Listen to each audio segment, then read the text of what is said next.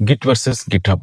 So చాలా మందికి ఉండే కామన్ కన్‌ఫ్యూజన్ ఏంటంటే గిట్ అండ్ గిట్‌హబ్ అనేవి ఒక సేమ్ టాపిక్స్ అనుకుంటారు. బట్ యాక్చువల్‌గా చెప్పాలంటే Git is completely different topic and GitHub is completely different topic అన్నమాట.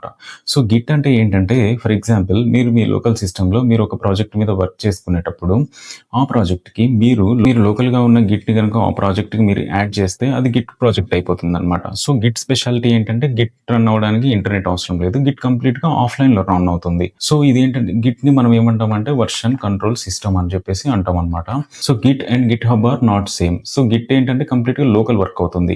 So but when it comes to GitHub ఏంటి అంటే ఇదొక క్లౌడ్ బేస్డ్ ప్లాట్‌ఫార్మ్ అని చెప్పేసి అనుకోవచ్చు. అండ్ ఒక వెబ్‌సైట్ అని చెప్పేసి కూడా అనుకోవచ్చు అనమాట. సో ఈ గిట్‌హబ్ అనగానే మీకు గుర్తు రావాల్సింది ఏంటంటే ఫర్ ఎగ్జాంపుల్ మీరు ఒక ప్రాజెక్ట్ చేస్తున్నారు.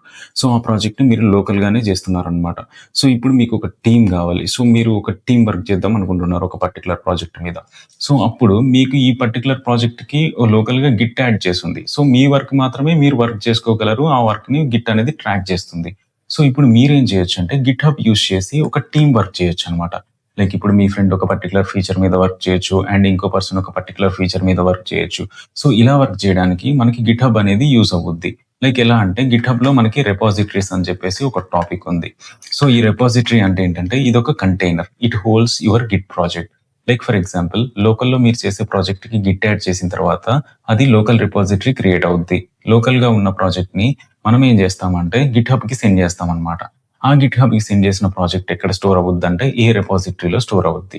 సో అప్పుడు మనం ఆ రిపాజిటరీని తీసుకొని ఏం చేస్తామంటే మీ ఫ్రెండ్స్‌కి, మీ టీమ్‌లో ఉన్న వాళ్ళందరికీ మనం ఆ రిపాజిటరీని షేర్ చేస్తాం. వన్స్ మనం షేర్ చేసిన తర్వాత ఏమవుద్దంటే ఈచ్ అండ్ ఎవ్రీ పర్సన్ ఆ రిపాజిటరీలో ఆల్రెడీ ప్రాజెక్ట్ స్టోర్ అయ్యింది కాబట్టి ఆ రిపాజిటరీని వాళ్ళ పర్టిక్యులర్ సిస్టమ్స్‌లో క్లోన్ చేసుకుంటారనమాట లోకల్‌గా.